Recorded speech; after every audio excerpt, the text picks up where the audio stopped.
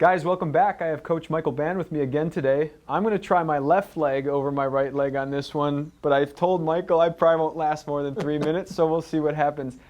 In this conversation, we're talking about the aerobic system, and essentially what I've asked Michael to talk about are the pieces that don't necessarily always get looked at with the aerobic system. So it's one thing just to say, oh, you got to have a bigger work capacity, you got to have a bigger aerobic base.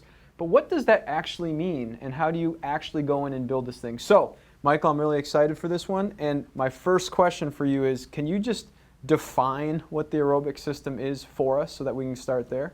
Yeah, it'd be the system that allows you to essentially burn fuel in the presence of oxygen at its root definition, or at least how I would define it to keep it simple. So there's an anaerobic, which means without oxygen. Mm-hmm. There's aerobic with oxygen. How do you do aerobic compared to anaerobic? So what makes something anaerobic and what makes something aerobic, workout-wise? Sometimes it's mental intent, right? Like if my intent to row a 2K row is go all out and die. Like I should have a soccer player flop after the end of a 2K row. Like that is intent, right? I'm trying to die. Mm-hmm. So that would be anaerobic, right? But I can also row a 2K row at a pace that might be anaerobic for someone else. So we'll use Rich Froning, for example. Years ago, he posted a score 4 1,000 meter repeats, and each one was 325. With only 60 seconds of rest between. It was absurd. And people were like, oh my gosh, I got to row so fast to be as good as Rich. It's like, what? You guys don't realize that his PR is 245. Yeah. So 325 is a jog.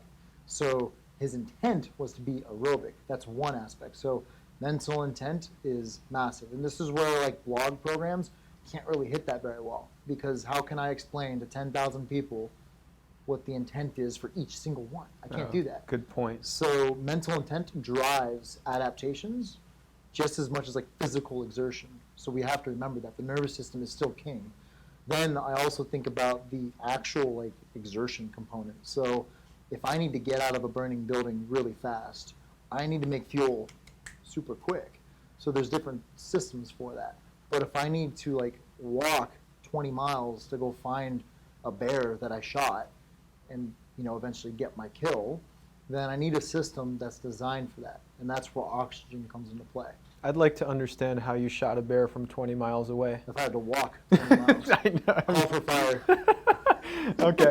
Okay, so we've got this system that essentially is trying to be optimized to burn fuel better, so that the muscles can continue to contract over and over and over. When you see somebody come in and you see them present with a weak aerobic system, what does that look like, or what does that mean to you? Root cause, a root thing, it just means they suck at using oxygen and or muscle endurance. So you got to remember, nothing is in silos when it comes to fitness, which is why it's impossible to study fitness in a lab. You can't do it. Nothing works in silos. So if you had, aside from mental, emotional stuff, if you had a long day and a long night or whatever, you got a newborn, you're going to be less aerobic that day. You're going to be dampened and stuff's going to suck a little bit more. So aside from all that, taking all the psychological stuff off the table, I would think, hey, this person could either have muscle endurance issues, on a 60-minute row. Maybe they just don't have the quad endurance to persevere through it, and it's not a lung thing. So where my brain really goes is cardiopulmonary for lungs and heart. Do you have good lungs and a good heart? Sorry, I want to cut in for a second. Yeah. Can you define dampen, and then can you define what good lungs and heart would mean? Yeah, so dampen would be turning a bright light bulb down a little bit. It's just not at its full capacity for brightness. Maybe because you're tired, or you got in an argument, or you got a ticket on the way to the gym and you're really stressed about the ticket. Something happened. And so maybe you can normally do 16,000 meters in an hour, and today you can only do 14.7. Is that a stress response in some capacity? Sometimes, yeah. Okay. Yeah, totally. And then when I think of cardiopulmonary, I tend to think of hey, what's cardiac output like? What's your stroke volume? What's your heart rate? Because that's really the equation, stroke volume times heart rate. So I think cardiac output. I also think VO2 max. But we know that at some point, your VO2 is not going to improve, right? We can't spend all day, every day trying to improve that. So we have to find other ways to improve your aerobic system. So then I also think of muscle fiber type. We have fast twitch, slow twitch, intermediate. It's a continuum. Some fibers can kind of orient back and forth. If I train 6 to 8 reps versus 2 to 3 reps, blah, blah, blah. So I think of like, hey, like muscle fiber type plays a role.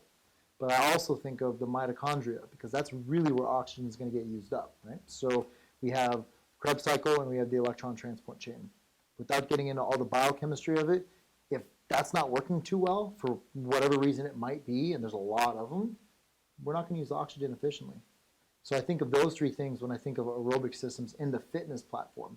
But then I also think of the ability to even deliver oxygen to the body or to the cells and the tissues, etc., so it can even use the oxygen. So you can have a great VO2, and you can have amazing, cardiac output, etc. You can have a really huge left ventricle, which is going to allow you to pump more blood and higher stroke volume, so your heart rate stays nice and low. You can have great muscle fiber, physiology. You can even have amazing mitochondria. And then if you don't have, enough oxygen being delivered, you're going to go anaerobic.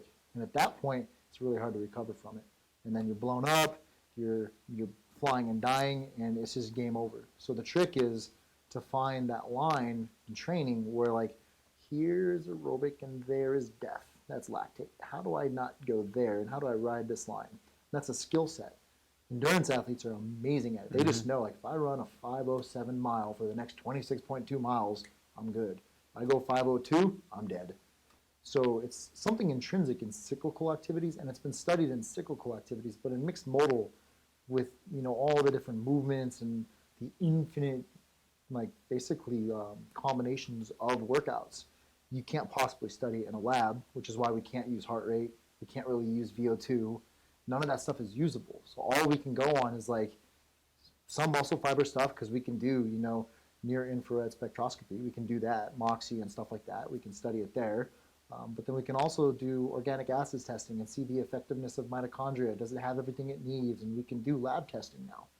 And then we can also do basic blood work to see if you can even deliver oxygen to the tissues. Would you suspect that some of the most aerobic, call them special operations people, high-level CrossFitters, would you suspect that there are commonalities within the cardiopulmonary system, within the lungs, within their mitochondria? Like, would you suspect that most of the top CrossFitters have a bigger left ventricle? Like, would you suspect that, or tough to say? I don't know, to be honest with you. That'd be cool to look at. I would hypothesize, yeah, but having worked with a lot of tier 1 and tier 2 operators in the military, I've seen guys who are not aerobic at all and dudes who are super aerobic, and they're all in the same building. So I don't know. Like, it's weird. I have some guys that hate working out, some guys that love working out, some guys that would rather just go run. It's such a weird mix in the tactical world that all I know is that if I make them more aerobic in especially with like rucking, they tend to be okay. The CrossFit, I would imagine that there's probably, because we know with like lung size, we can test your lungs. Like, I've tested a lot of people's lungs in the past. I've even tested a lot of tier 1 guys' lungs and look at like their lung or their lung size, and we would say, hey, like your lung size based on your lean body mass, you need 1 breath of air for every 25 pounds of lean body mass. Well, that's pretty good. And then if we have 1 breath of air for 35 pounds of lean body mass, it's not quite as good, right? So there's a number that probably for CrossFit is a little bit more accurate, but for tactical people, I think CrossFit it's like around 25 last time I looked at any of the data, but the sport's changed so much that it could be 22 now. I don't know. Yeah.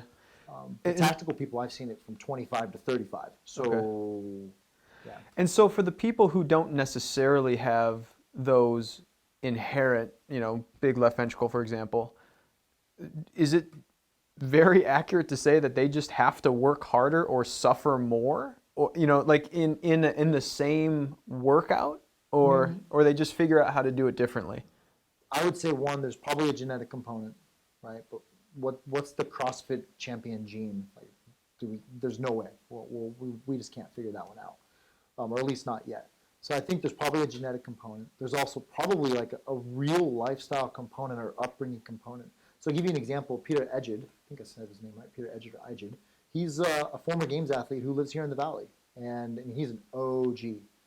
He had a rougher past, and that changed his mindset. Like, there's no doubting that, like, the way he can just perceive pain and just push through, his mental resiliency is just astronomically high.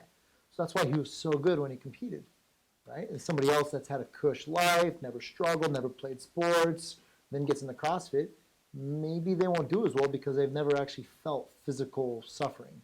And so they get into like Jackie 20 or 1K row, 50 thrusters, pull-ups, whatever, or 5 rounds for time of some grinder. They just quit. So there's a mental component there. But if you're talking like the aerobic system, I would say, yeah, there's probably people out there that just have a much more robust aerobic system, and they just don't have to suffer as much, or they know how to utilize their baby lungs and breathe better. Like, they know how to like breathe through it. So some people can take one breath, and then some people need to be coached on how to breathe. Like, Yeah. and to you and I, that may sound anaerobic, like they're really blowing up, but that's complete control. I'm one of those people. I have very small lungs for my body size. I used to be 160 pounds, and I was very aerobic back then for my lung size. Now I'm 210, a lot stronger, but when I do something, I have to breathe faster. And that's not me blowing up, per se. It's literally me just getting air in and out much more efficiently, staying aerobic. If you've got somebody who is less aerobic, what are some of the longer term challenges that they're going to have to face? I mean, do they have more challenges in tactical or? Absolutely. Yeah. Yeah. I mean, if you're like me, I'm not naturally an aerobic person. I'm very much like a sprinter, power type athlete. I'm going to struggle big time with, things that require endurance, just because I don't have, for whatever reason, like the genetic makeup for it or whatever it might be, the lung size, blah, blah, blah. So yeah, I'll struggle when it comes to that longer stuff. Do you see that people who are in the same boat as you like training long and aerobic less? Is that common, or is it not correlated from what you've seen?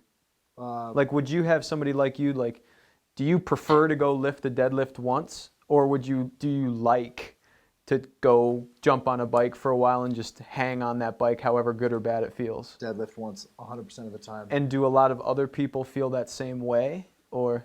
Yeah, a lot of the times, yes. But again, if you want to work with me to be an Ironman athlete and you're naturally a powerlifter, I don't care what you like. You're going to do long, slow. Get used to it. Get used to it because you just chose a goal that requires it. Danny Nichols, dude is built to tackle people. But he had to do nonstop aerobic work. And it's a skill set too. Like, we can't forget it. Like, you can't just program something long and be like, all right, here you go. Good luck, you're aerobic. Like, sometimes it works because people see 60-minute row. They don't think, Yeah. They think, oh, okay, shit. And they go slow. So you can program it to make somebody think, maybe I should pace this. But even then, it's still a skill set. So Danny had to work for years on the skill set of pacing. Yeah, what so many people don't know is Danny would do, multiple days per week of 25 plus 500-meter rows at the same exact pace. Yes. Just because that's what it took for him to learn to become aerobic. And then the moment that you take him off a rower and put him on a run, everything changes because of the tendons and it's completely different. So do you notice that a lot? Is that depending on? Okay. Totally. Yeah. So with I've had an athlete, best I've ever seen from any of my guys, 25 sets, 2-minute rest, 133 pace, plus or minus half a second. All aerobic. On an erg. Good all Lord. Aerobic. Yeah. And he'd get off and he'd be like, "It was good, coach." Okay, great, thanks, dude. My PR is 131. Yeah. I feel terrible about myself, but there is a skill set that comes from being aerobic, and we have to remember that your cardiac output, your cardiopulmonary system, is a part of the aerobic system. So when I'm rowing, my heart is relatively even. Yeah, there's a little bit of lean back, and there's some vertical displacement. For the most part, though, there's no vertical displacement. It's just horizontal displacement of your heart. So when you're programming aerobic stuff, you have to think about where the heart is going. Because if I row, not really any eccentrics. When I run, there are eccentrics. When I row, heart's just doing this. So the venous return to the heart is relatively stable. Whereas if I run, there's a little bit more like this. The venous return to the heart's relatively stable still, but there's eccentrics. That changes a lot of stuff at the central governor, so the brain. Then when we think about burpee box jump over, There's eccentrics, and there is a massive displacement of the heart. I just call this orthostatic challenge. So your heart's here, it goes down. Now there's no gravity fighting to return blood to the heart, so the blood can get into the heart quicker. Then we come up, and then we jump over. And so as you're changing elevation and changing horizontal displacement, gravity's not fighting against you, or in the case of handstand push-ups, gravity's pushing blood into your heart. And so at that point, you're essentially changing your nervous system, and you're changing your heart rate, because your heart has these little receptors in it that'll tell the brain, like, hey, stroke volume is really high, lower heart rate. Oh, no, stroke volume is really low, raise heart rate. Because cardiac output stays there. So when you're training the aerobic system in a cyclical model on a bike, like a salt bike or a bike erg or whatever, like a Wingate, your heart doesn't even move. You're just there. And if you're on a salt bike, maybe like a little bit, but really it's negligible. So you have to think like, okay, where's the heart going? Because that's part of the aerobic system, the heart. You got to think about the lungs, right? Like, am I able to expand my lung appropriately? Do I have rib mobility issues? If you have rib mobility issues and you can't open your ribs up like scissors, so you have to start doing this instead, so that lifting of the rib lift, there we go, then you're going to change your breathing patterns. So if you're apically breathing, or if you're flaring your ribs out, you're going to change how much O2 comes in or air comes into the lung. That's going to change everything. So whenever you're training a program, like if I'm giving overhead yoke walk, that's going to change my breathing pattern. So that changes the pulmonary aspect of the aerobic system. So that'll change how aerobic you are. So this is where people get program design wrong, in the sense that they think of like just time domains. And I've gone through the NSCA stuff and the NASM stuff. I went to grad school, and that's all they teach. If you do 5 minutes of this and 2 minutes of rest, you're aerobic. That's not true. Because if I take kettlebells, 2 per each hand, or even heavier, and I load up and I can't breathe very well, and I'm doing something for 5 minutes, you will go anaerobic unless you know how to breathe deep into here. Because you just reduce the total oxygen in the system. So I don't care what the time domain is. The fact that you can't even utilize oxygen because it's not there, you're automatically anaerobic at that point. So am I understanding this thing very broadly? I think you're explaining it beautifully. Essentially, to build the aerobic system, I'm not touching anything anatomically right now. You need to go at a pace with breathing patterns that are ultimately consistent over time at a similar pace, however fast or slow that is, because that's saying that you're able to reproduce over and over and over and over and over the contractions necessary, which would mean that that must be aerobic. That's a pretty simplified way of thinking about it. The breathing pattern thing staying the same isn't necessarily true, because the aerobic system is a continuum. It's not like, oh, you're anaerobic, oh, you're aerobic. It's like, oh, you're more aerobic than you're not. Oh, nope, you're more anaerobic than aerobic. So when you think of the continuum, as I'm going through 5 rounds for time, for example, and I'm on that 5th round and I have 17 burpees left, probably not going to have the same breathing pattern. I'm probably turning it up a bit. I'm probably switching gears. Probably going to start going to the, but maybe on the 3rd round it was, and on the 1st round it was. So it's a skill set to learn how to breathe throughout the session as well. Because how you're breathing, if I'm trying to get CO2 out of my lungs, if I'm taking shallow breaths, I'm not getting any air out, which means I'm not getting fresh air in, which means I'm only keeping CO2 in. You can get pretty nasty from there. But that's also really important to recognize for like tactical people that have to go through CDQC, combat dive qualification course, because they have to have high CO2 tolerances for dive.